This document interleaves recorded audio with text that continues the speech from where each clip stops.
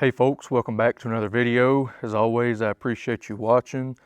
We've got the Mini-14s back out today. We've got a 183 series Mini-14 and a 188 ranch rifle. I've got a Sling, an A-Team folding sling that we're going to be taking a look at from Specter Gear. And since the last Mini-14 video, I've got some more magazines. We're going to be talking about factory Ruger versus reproduction magazines.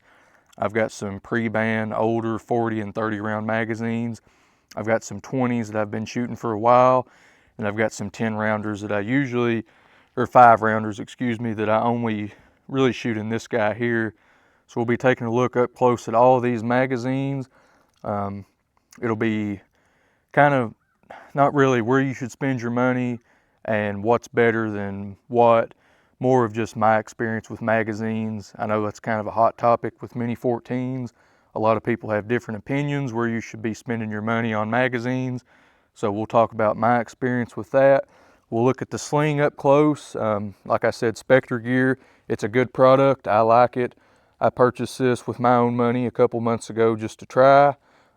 Good product. I'm happy with it so far.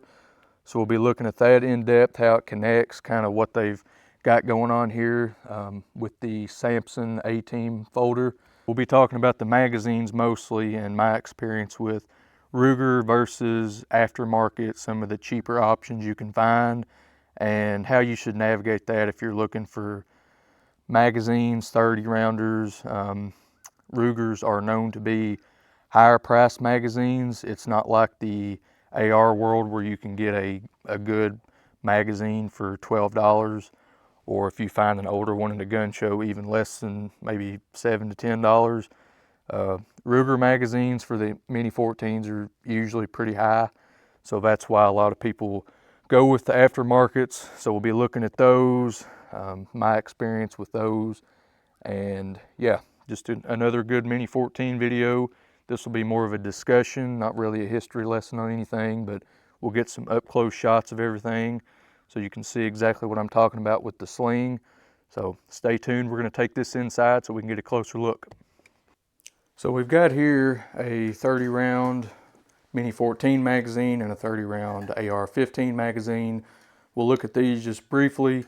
This is not a factory Ruger. This is a third party, second hand, whatever you want to call it. This is a used, older pre-ban magazine.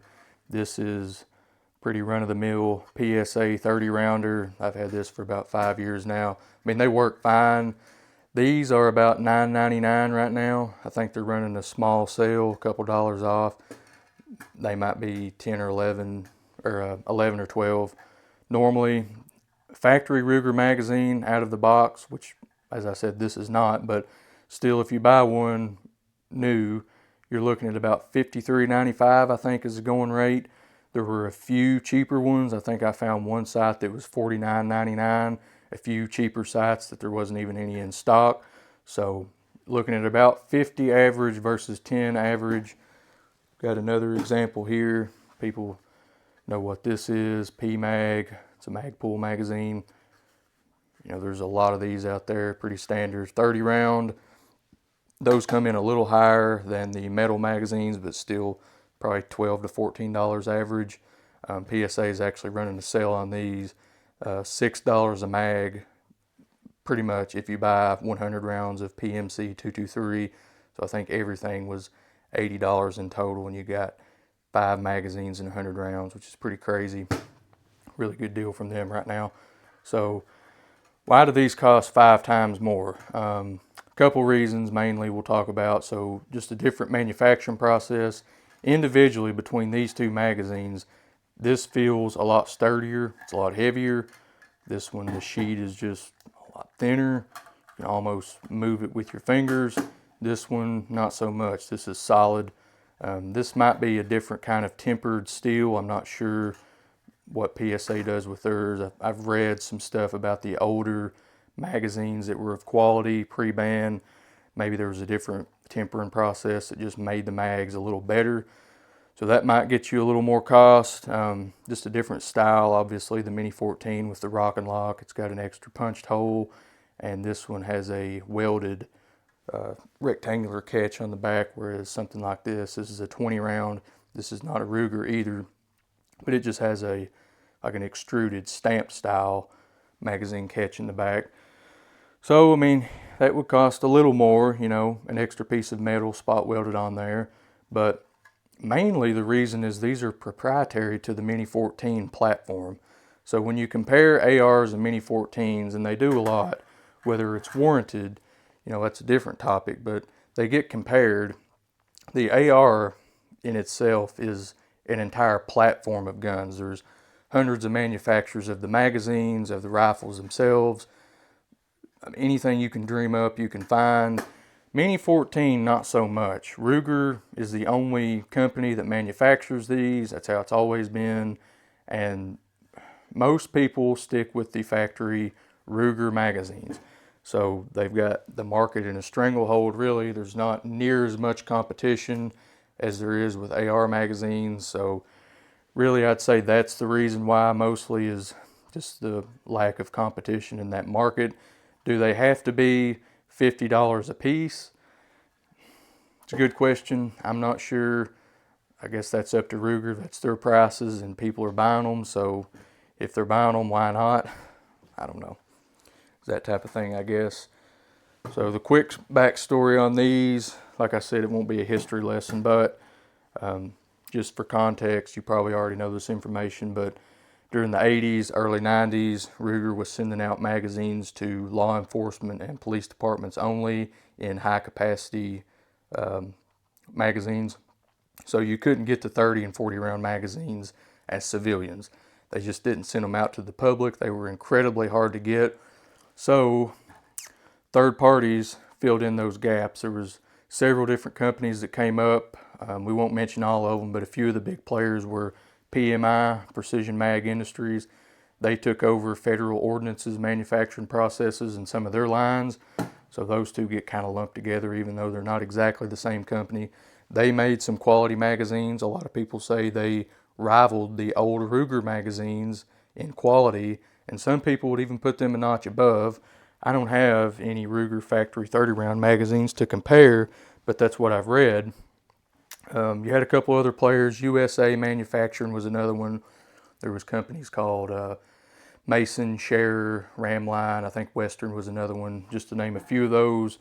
Nowadays, really, you've got Tapco, which makes, I know, polymer magazines. There's a certain generation of those for Mini-14s. They're supposed to be pretty good quality from what I've read. The other big modern player is ProMag. Seems like with the ProMags, that's where the quality issues come in. I've never had one, so I can't say firsthand how it runs in my Mini-14, but across the board, generally speaking, it seems like most people have problems with the new ProMag Mini-14 magazines. So I bought these in a lot. I was just trying to, I don't know, I wanted to see if they'd work, was going to take a chance. 2 factory 30 round Rugers cost much more than this entire lot did. So I thought, even if 2 of these magazines work, I got a pretty good deal. I'll try them in my Mini-14. They're known to be quirky, very finicky guns, especially with the magazines. So you got to be very careful, find what works in your Mini-14. Because a lot of people can't find any besides factory Rugers that work in theirs. It's a game of chance, I guess, depending on your series.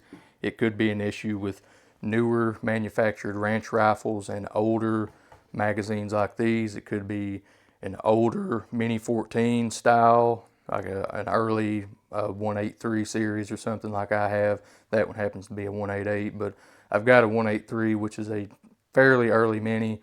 If you pair that with like a new Pro Mag out of the box, you might have trouble there.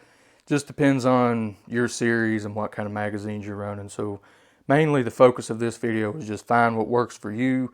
But some news I will share is I tested a few of these, and we'll go out and do some more shooting later. But these 3 magazines actually worked phenomenally. When I first got them, I loaded them up all the way. This one I put 40 in. These 2 I put 30 in. put them in the gun individually, cycled them through the gun manually, just working the action by hand about 3 times a piece just to see what would happen before I even tried to shoot it. And these 3 actually worked phenomenally in that gun manually. This one, I believe this is an old USA pre-band. You might see there, I didn't notice it first, but it has a bent feed lip. So this has been dropped and it's hit right there, right on the perfect spot to throw this thing out of whack. So I might try to bend that back into place, might try to work on this a little bit and see if that helps. But this one I did get several failures to feed, a couple jams. It did hold the bolt open after I finally got that last round out. So, and all these held the bolt open on that last shot too. So it made me hopeful. I took them out to the range, filled this one with 40, did 1 full dump out of it, did fine. These 2, I think this was the better of the 2. I did 2 full out of this one, loaded up 30 rounds each time, and did phenomenally. This one I did 1 time out of, actually shooting it at the range, and it did fine. So I was pretty hopeful. We'll do some more testing. That doesn't tell me that they are 100% reliable yet. I'll show you these. I've been shooting these for years now. I've put several hundred rounds probably through both of these. I got these with that Mini-14. Neither of these are factory Ruger magazines. I actually don't know who made these. The only thing I can tell, I mean, the absence of the punched holes in the side like a few of these have, they've got that extruded, like stamped style magazine catch in the back. So these are actually lower quality magazines than all of these are. The USA, it has the extruded. But as far as these 3, these 2 magazines are not as high quality as these are, but these have worked. I can never remember having a malfunction with these, a failure to feed or anything. And I don't know, they just seem to work in mine. Mine's a 188 series mini ranch rifle. So that goes to show you can't believe everything. A lot of people say, well, if it's not a factory Ruger magazine, you're absolutely wasting your money. These have always worked for me.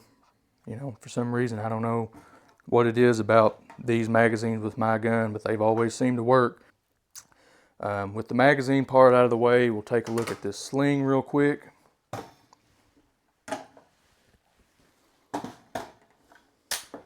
So the Sling here, mentioned this. So this is a Specter Gear web sling made to fit on the A-Team stock that Samson makes. So they've got a few different styles if you're interested. Samson actually makes an upgraded top gas block cover, and it has a threaded point right here where you can put in a sling point on their new gas block. Those are about 60 bucks a piece, I think, if you're interested, from Samson, if you want to upgrade your Mini-14 for a point up here instead of on the bottom. If you get the A-Team stock, of course, this point is going to be on the side here. So if you don't have that upgraded gas block, what Spectre Gear has done is they've come up with this piece right here. These are kind of like 2 separate pieces that come together. So this one goes across the top of the rifle, velcros into the point down here, and then the actual sling itself runs into the side here. So you can have both points on the side of the rifle. Makes it a little easier to carry around. It just falls better on your body when you're carrying it. We've got a point in the middle, you can disconnect it. It's got a quick adjustment right here. You can pull it. So it comes in the package, you put it on the rifle, obviously, but every piece is individually, so I think it's unbuckled. You put on this piece, set it to the length you like with those 2, and then you put on this top piece, and then this section of the sling comes into that, buckle them together. You fit it to your size, and then the way I've done it is at the lowest adjustment there, it feels better on me, it just carries a little tighter to my chest. And then when I want to raise it up, get a sight picture, put it to my shoulder, I can pull out this adjustment to about right there. And I know it's going to be just right. Pull up, not a bunch of extra wiggle room, but just enough. So it's a pretty good product. I like it. There's not a lot of options out there if you've got the A-Team Sling or the A-Team stock and you want a sling with it. I did. I wanted to try one, so loosen it up a little bit. There we go. So then you can push it down and that piece will come off. And you can thread it down on there so it won't come back off. This piece is pretty simple too. Just took a minute to figure out how to put it on. It does not mess with the sight picture. I'll see if I can get a good shot of looking down the gun. But with it on top here, I was kind of worried it might get in the way of your front to rear sight line, but it doesn't really. It doesn't mess with me, that is. So we'll take this out there, we'll shoot some steel with it, we'll load up the mags, we'll take some shots, do some changes, and see how they run on camera. I want to give you an honest opinion of them. Like I said, I didn't pay a whole lot for them. So if they end up being just strictly, range, they might work, they might not. That's fine with me. So I want to give you an honest review of these, and we'll get some good shots of the sling, how it kind of works when it's on you, and we'll go from there. So stay tuned. In just a second, we'll be out on the range and we'll be taking some shots with this one. Gonna load the 30 round mag first. It looks good.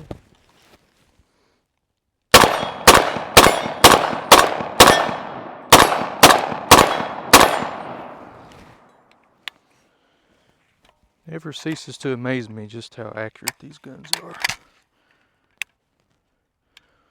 Do a change over to the 40 round mag and I'll show you.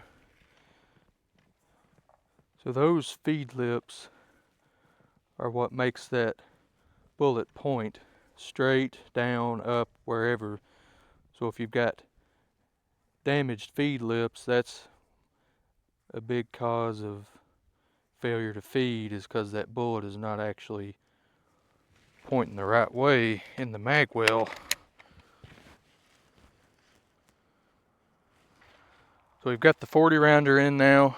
We'll see how it does. Give you a look at, it's a pretty big magazine.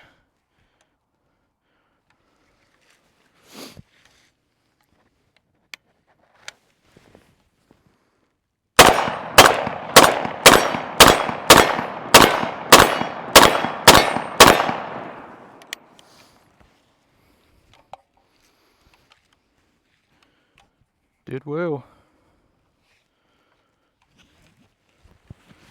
See the strap here, or this sling, this quick adjustment, how it feels walking around versus got that adjustment.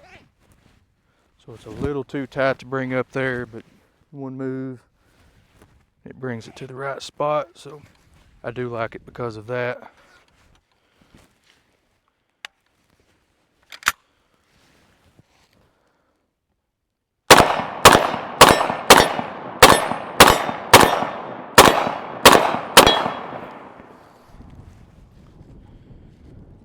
Held that bolt open.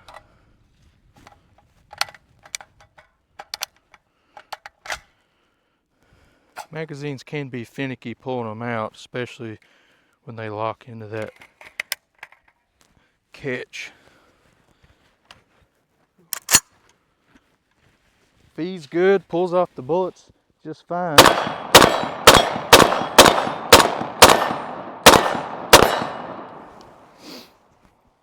Held that one open. So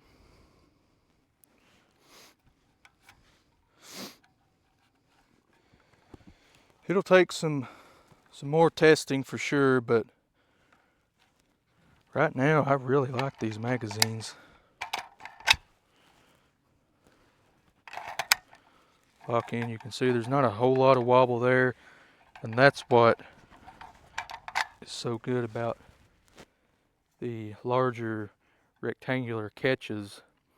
There's much more surface area in there to catch inside the receiver of the Mini, so usually you get a little tighter fit. With this one, it fits really well. Some of the magazines shake a whole lot more than that, and that's a common thing is with these, they don't register in the same place every time, so that makes it really hard to get reliable, consistent results, especially with that magazine catch on the back. If you get the smaller stamped piece back there, it doesn't always line up just right. So, but that's a look at these. That's what the gun looks like. It doesn't affect the stock at all. Just pull it up, wear it kind of normal, and then when you're ready to deploy, just bring it out, adjust it, and then put it back in. So I really like the product. Magazines have passed my test so far. So we appreciate you watching this one. It's always fun to pull out these Mini-14s and shoot these, just so accurate. Need to do some more videos on the fixed stock with the scope. Maybe put it out at a decent range and see how it does. They're not known for incredible accuracy, but they will shoot pretty good, especially if you put some good ammo in them. But yeah, appreciate you watching. We'll bring you some more videos soon. We got some pretty cool stuff in the works, so stay tuned. And as always, thank you for watching.